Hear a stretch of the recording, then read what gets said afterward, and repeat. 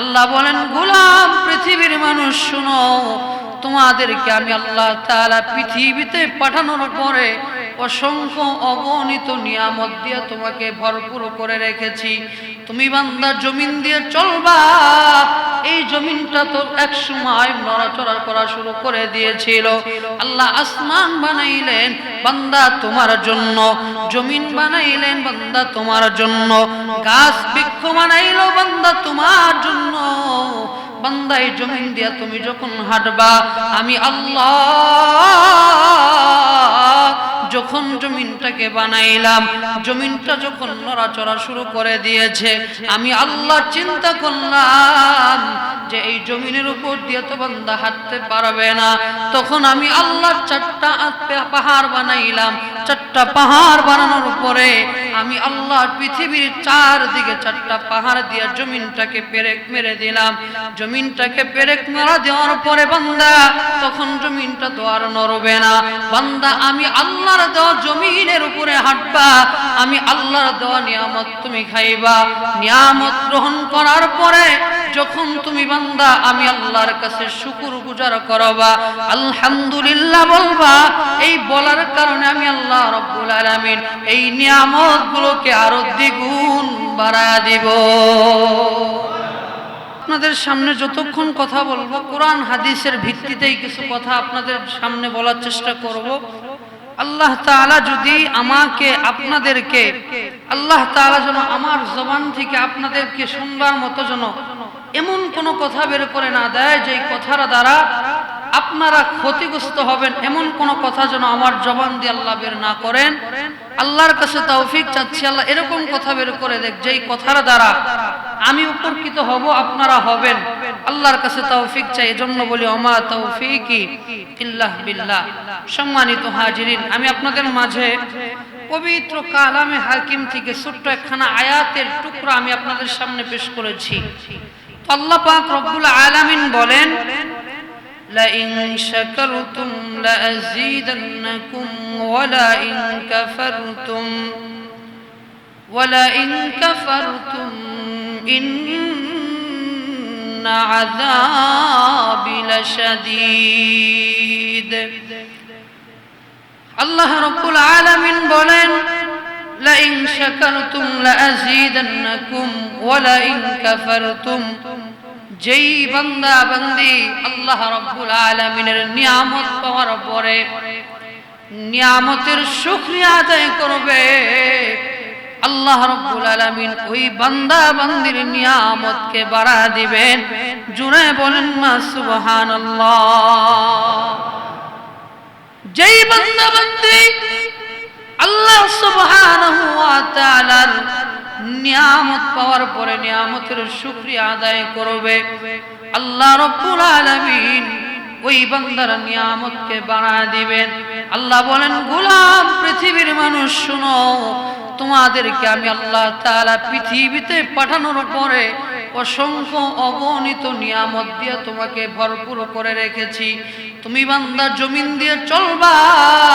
এই জমিনটা তো এক সময় নড়াচড়া করা শুরু করে দিয়েছিল। আল্লাহ আসমান বানাইলেন বান্দা তোমার জন্য, জমিন বানাইলেন বান্দা তোমার জন্য, গাছ বৃক্ষ বানাইলো বান্দা তোমার জন্য।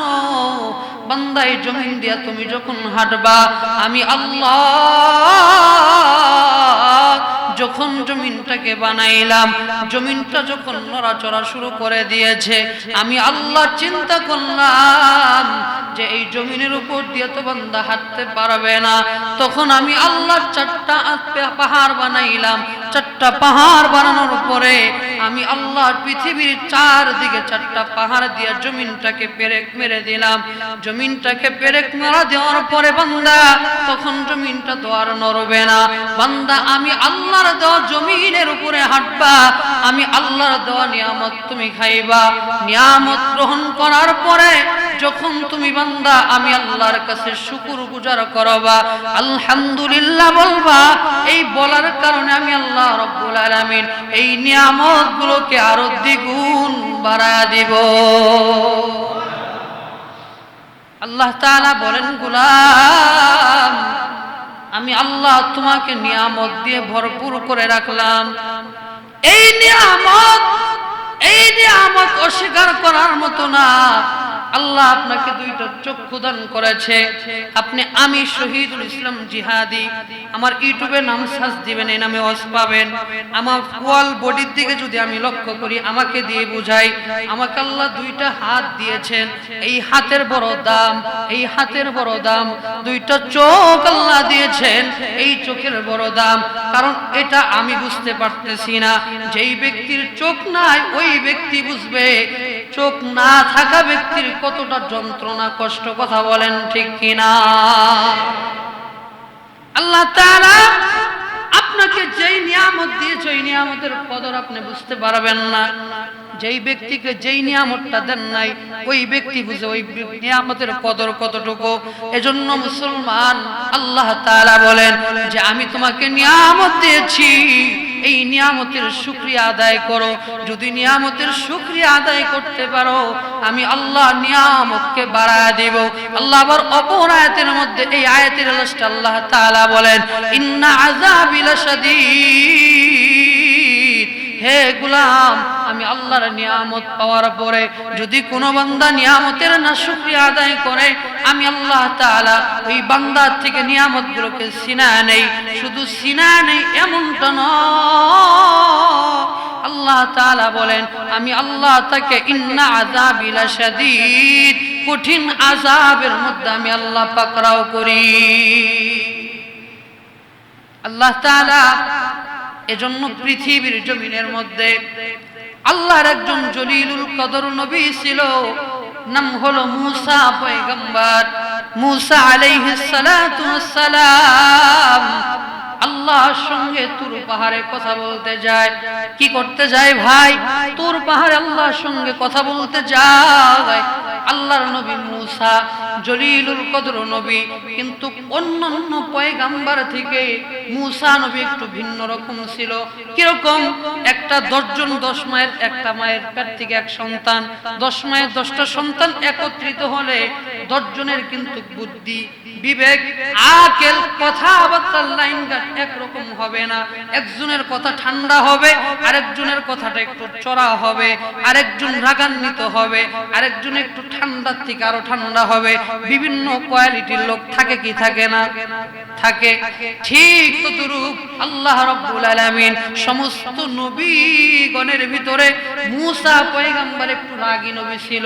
মুসা পয়গম্বর তুর পাহাড়ের মধ্যে যাইয়া আল্লাহকে বলতেছেন, ও দয়ার মালিক, আপনি যদি আল্লাহ না হইয়া আপনি যদি মুসা হইতেন, আমি যদি আল্লাহ হইতাম, আপনি আমার কাছে কি চাইতেন? আল্লাহ বলেন লা আদরি, লা আদরি, এটা সম্ভব না, এটা কখনো সম্ভব হতে পারে না। কয় না, ধরে নেন সময়ের জন্য আপনি মুসা, আমি মুসা, আল্লাহ আপনি আল্লাহ, মুসা আপনি আমার কাছে কি যাবেন? এবার আল্লাহ তাআলা বলেন যাও, ধরে নিলাম, বললাম আমি আল্লাহ রাব্বুল আলামিন, আমি মুসা, তুমি যদি আল্লাহ হইতা তোমার কাছে সুস্থতা নিয়ামত চাইতাম। এবার মুসা পয়গম্বর এরকম করে প্রত্যেক দিনের মতো তুর পাহাড়ের মধ্যে আল্লাহর সঙ্গে কথা বলতে যাচ্ছেন। এবার তুর পাহাড়ে যাবেন, কিন্তু হঠাৎ করে বনি ইসরাইলের 3 ব্যক্তির সাথে রাস্তার মধ্যে দেখা। প্রথম নাম্বার ব্যক্তি এমন ব্যক্তি আল্লাহ তাকে অসংখ্য অগণিত ধন দৌলতের মালিক বানাইছেন, ব্যান ব্যালেন্সের অভাব নাই। এই যুবক আল্লাহর ধনিত্ব ব্যক্তি রাস্তার মধ্যে দাঁড়ায় আছে। জলিলুল কদর নবী কখন যাবে? নবীকে বলবে, হে পয়গম্বর, তুমি তো আল্লাহর সঙ্গে কথা আদান প্রদান করো, তুমি আল্লাহর কাছে আমার একটা প্রশ্ন রাখবানি। কই কি প্রশ্ন? বলেন। এবার ওই ধনাত্ম ব্যক্তি ডাক দিয়া বলেন, আমাকে আল্লাহ অসংখ্য অগণিত ধন দিয়েছেন, কিন্তু এই ধন আমি কাকে খাওয়াবো? আমার বংশের বাতি জ্বালানোর মতো আল্লাহ কোন ছেলে সন্তান আমার মধ্যে দেয় নাই, আমার কোনো ভাতিজা নাই, কাকে আমি এই ধন সম্পদ দিব? একটু আল্লাহর কাছে শুনবেন, কি করলে, কোন কাজ করলে আল্লাহ রাব্বুল আলামিন আমার নিয়ামত আমার কাছ থেকে ছিনা নিবে। আমি নিয়ামত কমাইতে চাই, আমার বাড়ি গাড়ি এত লাগবে না, আমার প্রয়োজনের থেকে অনেক বেশি আছে। এবার মূসা পয়গম্বর ডাক দিয়া বলেন, ঠিক আছে, আমি আল্লাহর কাছে জিজ্ঞাসা করব, আল্লাহর কাছে প্রশ্ন করব, উত্তর নিয়ে আইসা আপনাকে দিব। ঠিক আছে, যান। এবার আল্লাহর নবী মূসা পয়গম্বর এবার সামনের দিকে অগ্রগামী হচ্ছে, সামনে অগ্রগামী হচ্ছে। এবার 1-1.5 কিলো রাস্তা যাওয়ার পরে হঠাৎ করে আবার একজন ব্যক্তি, ওই ব্যক্তিটার হাত নাই, 2টা হাত নাই, 2টা পা নাই, শুধু একটা চোখ দিয়ে কোনো মতো দেখতে পারে। লোকটা জমিনের মধ্যে শুয়ে আছে, রাস্তার এক সাইডের মধ্যে শুয়ে আছে। এবার মূসা পয়গম্বরকে ডাক দিয়া বলে, হে জলিলুল কদর নবী, একটু দাঁড়ান, একটু দাঁড়াও, তুমি আল্লাহর কাছে একটু যা বলবানি, আমার আল্লাহ আমাকে পৃথিবীর জমিনে কত মানুষ বানাইছে, 18,000 মাখলুকাত বানাইছে। 18,000 মাখলুকাত বানানোর পরে আল্লাহ রাব্বুল আলামিন এতগুলা মাখলুকাতের মধ্যে সবার হাত দিয়েছে, পা দিয়েছে, চোখ দিয়েছে। তারা মনে চাইলে যেই দিকে তাকাইতে মন চায় ওই দিকে তাকাইতে পারে, তাদের মন চাইলে যেটা ধরতে মন চায় সেটা ধরতে পারে, তাদের যেই দিকে হাঁটতে মনে চায় ওই দিক দিয়ে হেঁটে হেঁটে যাইতে পারে। কিন্তু আল্লাহ আমারে কেন পঙ্গু বানাইলো? আল্লাহ আমাকে কেন 2টা হাত দিল না? আল্লাহ আমাকে কেন 2টা চক্ষু দিল না? যাও, একটা চোখ দিয়েছে, একটু একটু দেখতে পারি, একটু আল্লাহর কাছে শুনবানি আমাকে আল্লাহ কেন বানাইছে। কষ্ট দেওয়ার থেকে তো আল্লাহ আমাকে দুনিয়া থেকে নিতেই তো পারে, আল্লাহ নেয় না কেন, একটু শুনবা। এবার মূসা পয়গম্বর ওই যে অন্ধ ব্যক্তিটা, 2টা পা নাই, হাত নাই, এই ব্যক্তির প্রশ্ন নিয়ে আবার সামনে অগ্রগামী হয়। আবার 1-1.5 কিলো রাস্তা যাওয়ার পরে আবার একজন ব্যক্তির সাথে দেখা। ওই ব্যক্তি হলো মহিলা। ওই মহিলা রাস্তার এ পাশ থেকে ওই পাশে যায়, ডান থেকে বামে যায়, বাম থেকে ডানে আসে, এরকম করে ঘোরাঘুরি করতেছে। আল্লাহর নবী মূসা পয়গম্বর আলাইহিস সালাতু ওয়াস সালাম জিজ্ঞাসা করলেন, হে আম্মা জান, আপনি রাস্তার মধ্যে কেন এরকম করে দৌড়াদৌড়ি করতেছেন? একবার ডানে যান, একবার বামে যান, একবার ডানে যান, একবার বামে যান।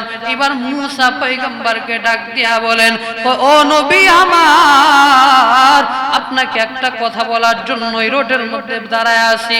কি বলবেন? আমাকে আল্লাহ রাব্বুল আলামিন 5 ওয়াক্ত নামাজ পড়ি, আল্লাহর হুকুম আহকাম মানি, আল্লাহর কাছে এত দোয়া করি, তারপর আল্লাহ রাব্বুল আলামিন আমার দোয়া কবুল করে না। কোনো মতো একটা কুড়ে ঘরের মধ্যে থাকি, এক বেলা খানা হইলে তো দ্বিতীয় বেলা খানা হয় না, সকালে খাইলে তো দুপুরের খাবার পাই না, দুপুরে খাইলে তো রাত্রের খাবার পাই না। আল্লাহর কাছে নামাজের মধ্যে সিজদাগত হালতে কতবার দোয়া করেছি, আল্লাহ তো আমার দোয়া কবুল করে না। একটু আল্লাহর কাছে শুনবানি, কি করলে, কি এমন আমল না করার কারণে আল্লাহ রাব্বুল আলামিন আমার নিয়ামত আল্লাহ বাড়ায় দেয় না? প্রশ্ন কয় ব্যক্তি প্রশ্ন করেছে? 3 ব্যক্তি। 3টার প্রশ্নই কিন্তু মূসা পয়গম্বর নিয়েছে। 3 ব্যক্তির প্রশ্ন নেওয়ার পরে আল্লাহর নবী জলিলুল কদর নবী মূসা পয়গম্বর এবার আল্লাহর সঙ্গে একাধিক কথা বলতেছে, কথা বলতে বলতে এবার মূসা পয়গম্বর প্রথম ব্যক্তির প্রশ্ন তুলে ধরেছে, আল্লাহ অ্যানসার দিয়েছে। দ্বিতীয় ব্যক্তির প্রশ্ন আল্লাহ রাব্বুল আলামিনের কাছে করেছে, আল্লাহ অ্যানসার দিয়েছে। তৃতীয় ব্যক্তির প্রশ্ন যখন আল্লাহর কাছে করেছে, আল্লাহ অ্যানসার দিয়েছে। আল্লাহ তাআলা এবার ওই যে ব্যক্তি প্রথম ছিল ধনাঢ্য ব্যক্তি, কিন্তু যাওয়ার পথে বলেন তো দেখি কোন ব্যক্তির দেখা আগে পড়বে? মহিলার দেখা আগে পড়বে। এবার মহিলা অপেক্ষায় আছেন রাস্তার মধ্যে মূসা পয়গম্বরের কাছ থেকে আল্লাহ কি প্রশ্নের উত্তর দেন। ওই প্রশ্নের উত্তর নিয়ে মহিলা সামনে আরো আমলের মাত্রা বাড়ায় দিবে। এবার মহিলা সুন্দর করে রাস্তার মধ্যে দাঁড়ায় আছেন। আল্লাহর নবী মূসা পয়গম্বর এবার আয়েশা ডাক দিয়া বলে, আম্মা জান, আপনার জন্য সুসংবাদ, আপনার জন্য সুসংবাদ বলেও নিতে পারেন, দুঃসংবাদ বলেও নিতে পারেন। কয় কি? কয় আল্লাহ রাব্বুল আলামিন বলেছে আপনার ডাক আল্লাহর দরবারে কবুল হয় না। কয় কেন কেন? আমি তো নামাজের মধ্যে আল্লাহকে ডাকি, আমি তো দোয়া করে করে আল্লাহকে ডাকি। কয় আল্লাহ বলেন, আল্লাহ তাআলা বলেছেন আল্লাহকে ডাকার মতো ডাকতে আপনি পারেন না। কয় আল্লাহকে ডাকার মতো কেমনে ডাকবো? কয় ডাকার মতো ডাকেন, ডাকলে আল্লাহ অবশ্যই ডাক শুনবে। আল্লাহ বলেছেন ওই মহিলা আমাকে ডাকে অধৈর্য হইয়া, আমি আল্লাহকে ডাকে ধৈর্যের সাথে, আমি আল্লাহকে ডাকে না। এজন্য মহান আল্লাহ রাব্বুল আলামিন পবিত্র কুরআনুল কারীমের ভিতরে আয়াতে কারীমা নাযিল করে আল্লাহ বলেন, ইয়া আইয়ুহাল্লাযীনা আমানুস তাঈনু বিস-সাবরি ওয়াস-সালাত ইন্নাল্লাহা মা'আস-সাবিরিন।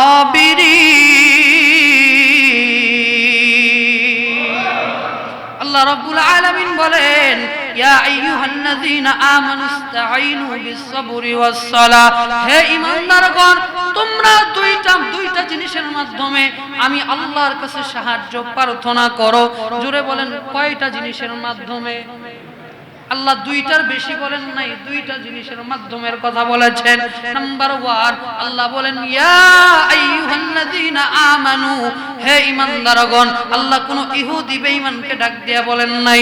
আল্লাহ তাআলা বলেন ইয়া আইয়ুহাল্লাযীনা আমানু ইসতাঈনু বিস-সাবরি ওয়াস-সালাত। আল্লাহ তাআলা বলতেছেন যে তোমরা নামাজের মাধ্যমে আর সবুরের মাধ্যমে, সবুর বলেন বা ধৈর্য বলেন, যেটাই বলেন, নামাজ বা ধৈর্য এবং নামাজ এবং ধৈর্যের মাধ্যমে আমি আল্লাহর কাছে তোমরা সাহায্য প্রার্থনা করো। আমি আল্লাহ তোমাদের যখন যা প্রয়োজন সব আমি আল্লাহ তোমাদেরকে দিয়ে দেব। মাধ্যম কয়টা? দুইটা। নাম্বার 1 নামাজ। কিন্তু নামাজের মধ্যে বর্তমান মুসল্লিদের গাফলতি আছে না নাই? নামাজে যদিও যাই আমাদের নামাজের মধ্যে খুশু থাকে না। খুশু ছাড়া যদি নামাজ পড়েন এই নামাজ দিয়ে আল্লাহর দরবারে এক বিন্দু পরিমাণ ফায়দাও আপনার হবে না। সারা জীবন যদি নামাজ পড়ে পড়ে আপনার কপালের মধ্যে যদি কড়া ফালায়া ফেলান, আপনি যদি সেজদা দিতে দিতে মাওলার কাছে কান্না করতে করতে যদি আল্লাহর কাছে তওবাও করেন, আল্লাহ বলবেন যতক্ষণ পর্যন্ত তোমার সেজদাটা আমি আল্লাহর কুদরতি পায়ের মধ্যে লাগবে না, যতক্ষণ পর্যন্ত আমি আল্লাহর আরশ পর্যন্ত তোমার সেজদা যাবে না, ততক্ষণ পর্যন্ত একটা সেজদাও আমি আল্লাহর দরবারে গ্রহণ হবে না। আপনার যতক্ষণ পর্যন্ত খুশু নিয়ে আল্লাহর ভয় নিয়ে আল্লাহর খুলুসিয়াত নিয়ে আপনি সেজদা দিতে না পারবেন, ততক্ষণ পর্যন্ত আপনার দোয়া আল্লাহ দরবারে কবুল হবে না। এজন্য আল্লাহ রাব্বুল আলামিন বলেন যে দুইটা মাধ্যমে বান্দা আল্লাহর কাছে সাহায্য প্রার্থনা করবে। নাম্বার 1 নামাজের মাধ্যমে। বান্দা বিপদে পড়ে গেছেন, অর্থ আপনার কাছে মানুষ টাকা পাচ্ছে, আপনি বিপদে পড়ে গেছেন, 2 রাকাত আপনি নামাজের মধ্যে দাঁড়ায় যান, 2 রাকাত নফল নামাজ আদায় করেন। নামাজ আদায় করার পর আল্লাহর কাছে দোয়া করেন, আল্লাহ ওগো দয়ার মালিক, আল্লাহ বিপদে পড়ে গেছি, আল্লাহ তুমি ছাড়া তো কেউ বিপদ থেকে রক্ষা করতে পারে না। দুনিয়ার মানুষের কাছে চাইলে মানুষ রাগান্বিত হয়ে যায়, দুনিয়ার মানুষের কাছে একবার চাইলে, 2 বার চাইলে, 3 বার চাইলে দেয়, 4th বার যায় আপনি একটা জিনিস চাবেন মানুষ রাগান্বিত হয়ে যাবে। কিন্তু আমার মাওলা আল্লাহ বলেন, হে গোলাম, হে বান্দা, আমি আল্লাহর কাছে তুমি চাও, আমি আল্লাহ রাগান্বিত হই না, আমি আল্লাহর কাছে চাইলে আরো বরং আমি আল্লাহ খুশি হয়ে যা। মা আছে না, সন্তান দেখবেন 1 বার 2 বার, এটা লজিকিং বিষয়, এটা আমরা নিজে চোখে দেখেছি। ছোট্ট বাচ্চা 1 বার 2 বার লাগাতার দুধ খাইতে গেলে মায়ের কাছে মা রাগান্বিত হয় না, বিরক্ত হয় না? হয় কি না? কথা বলেন, হয় কি না? হয়। তো মার কাছে 1 বার 2 বার 3 বার সন্তান যখন দুধ পান করতে যায়, মা রাগান্বিত হয়ে যায়, কেমন সন্তান বারে বারে দুধ খায়, রাগান্বিত হয় না? রাগান্বিত হয়। কিন্তু মাওলার কাছে যখন কোনো বান্দা কিছু চায়, আল্লাহ বলেন যখন আমার কাছে চায় আমি আল্লাহর আরশ পর্যন্ত খুশি হয়ে যায়, আমি আল্লাহ খুশি হয়ে যায় যে বান্দা আমার কাছে চাইতেছে, আমি আল্লাহর কি মজাটা না লাগে। আল্লাহ বলেন বান্দা তুমি যখন আমার কাছে চাও আমি আল্লাহ তখন দিতে দেরি করি কেন? ফেরেশতারা আল্লাহকে জিজ্ঞাসা করেন, ও মালিক, ও আল্লাহ, আপনার বান্দা আপনাকে চায়, আপনার কাছে বিপদে পড়েছে, আপনার কাছে বিপদ থেকে রক্ষা হতে চায়, আপনি দেন না কেন? আল্লাহ বলেন হে ফেরেশতারা রে শুনো, আমি যদি ওই বান্দাকে দিয়ে দেই ওই বান্দা তো আমাকে আর ডাকবে না, ওই বান্দার ডাক আমার এত মজা লাগে, এত ভালো লাগে, আমার কাছে বান্দা যখন চায় আমি আল্লাহর কুদরতের দিলটা পর্যন্ত ঠান্ডা হয়ে যায়। এজন্য দেখবেন মুমিন যারা, মুমিন আল্লাহর কাছে চাইলে মুমিন বান্দাকে আল্লাহ একটু কমই দেয়। যারা দেখবেন ইবাদতের সাথে থাকে, আল্লাহ ওয়ালা মানুষগুলা দেখবেন একটু অভাব অটনার মধ্যে থাকে। যারা বেঈমানি করে খায়, সুদ ঘুষ খায়, আল্লাহ তাকে কোনো জায়গায় ঠেকায় না। তার টাকার অভাব হয় না, তার বাড়ি গাড়ির অভাব হয় না, তার ব্যাংক ব্যালেন্সের অভাব হয় না, কারণ আল্লাহ তাকে অভাব বুঝতে দেয় না। কেন জানেন? আল্লাহ তাকে বুঝতে দেয় না কারণ উনি আল্লাহর কাছে চাওয়ার সাথে আল্লাহ তাকে দিয়া দেয়। কেন? কারণ আল্লাহ ওই ব্যক্তির ডাক আল্লাহর কাছে ভালো লাগে না, কারণ ইমানদার ব্যক্তি আল্লাহকে ডাকলে ভালো লাগে, কারণ আল্লাহ বলে একে যদি দিয়া দেই এই বান্দা তো আমাকে ডাকবে না। আমরা তো মুসা পয়গম্বর আলাইহিস সালাতু ওয়াস সালামের জামানায় ফেরাউনের নাম শুনেছি কি শুনি নাই? ফেরাউন নিজেকে কি দাবি করতো? খুদা দাবি করতো। কিন্তু কত আল্লাহ রাব্বুল আলামিন ফেরাউনের জীবনের জিন্দেগির বয়সে ফেরাউনকে আল্লাহ তাআলা জ্বর তো দূরের কথা, একটা মাছির কামড় আল্লাহ তাকে খাওয়ায় নাই, আল্লাহ কোনো অসুস্থতা দেয় নাই। কেন জানেন? কারণ আল্লাহ তাকে কাফের হিসাবে আল্লাহ গ্রহণ করেছে।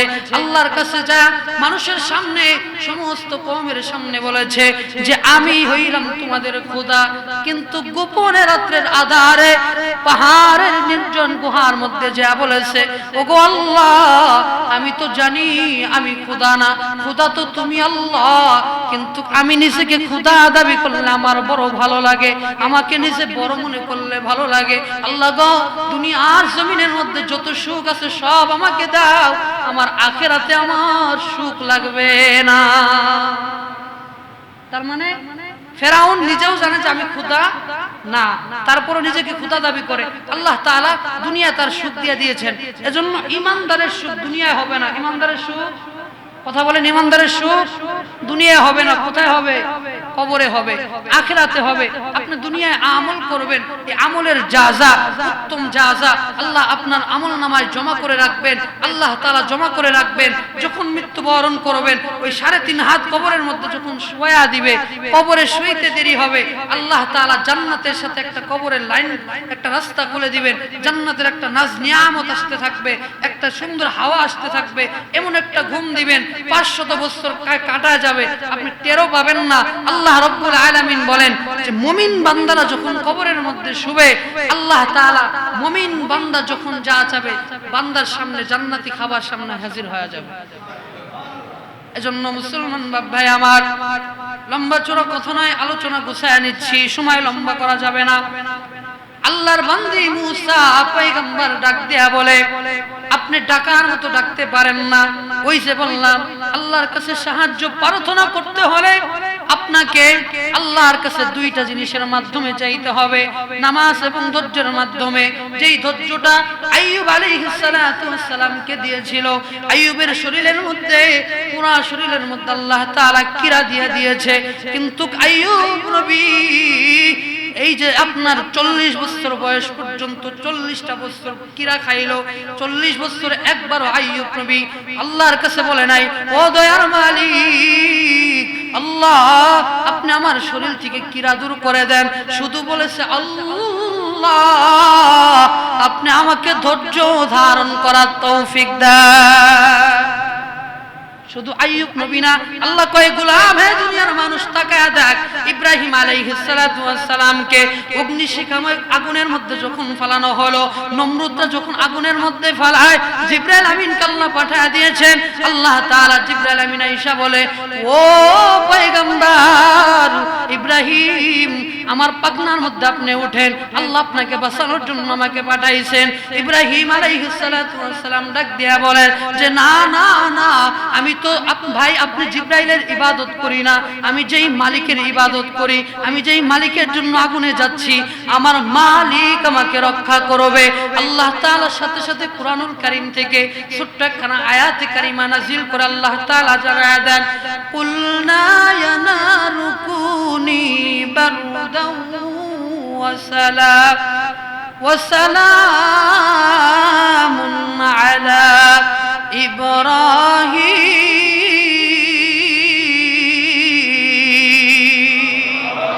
আল্লাহ রাব্বুল আলামিন সাথে সাথে আয়াতে কারিমা নাজিল করে জানায়া দেন, হে আগুন, খবরদার আমার ইব্রাহিমের জন্য বেশি গরম হয়ো না, যেই গরমের কারণে আমার ইব্রাহিমের একটা পশম পুরা যাবে।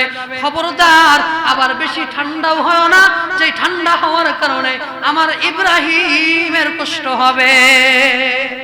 আল্লাহ সাথে সাথে আগুনকে হুকুম করলো, আগুন সাথে সাথে অগ্নি শিখাময় হয়ে গেল, এত সুন্দর হয়ে গেল।